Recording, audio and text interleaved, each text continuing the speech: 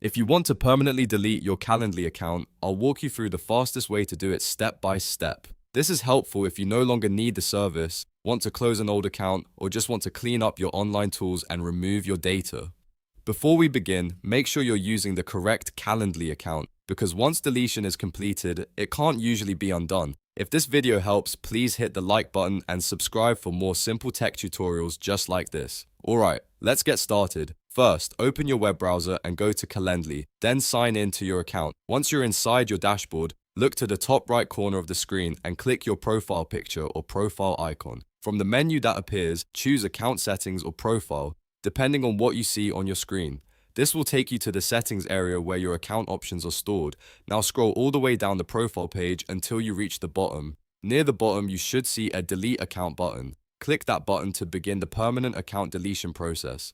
Calendly may show you a warning message to make sure you understand what's happening. Take a moment to read it carefully because this is the point where your account is being prepared for closure. Next, Calendly will ask you to verify your identity. Check the email inbox connected to your Calendly account because a security verification code should be sent there. Open that email, copy the code, and then return to the Calendly page and type the verification code into the prompt.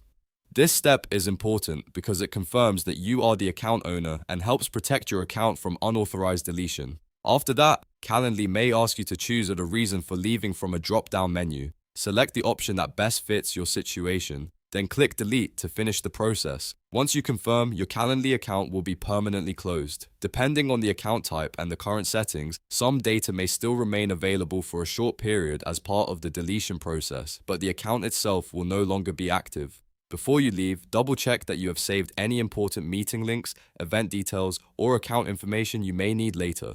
If you use Calendly for business, make sure you also update any links on your website, email signature, or social profiles so people don't run into a deleted page. And that's it. You've now learned how to permanently delete your Calendly account in just a few steps. If this tutorial helped you out, please give it a like, subscribe to the channel, and turn on notifications so you don't miss the next easy tech guide. Thanks for watching, and I'll see you in the next video.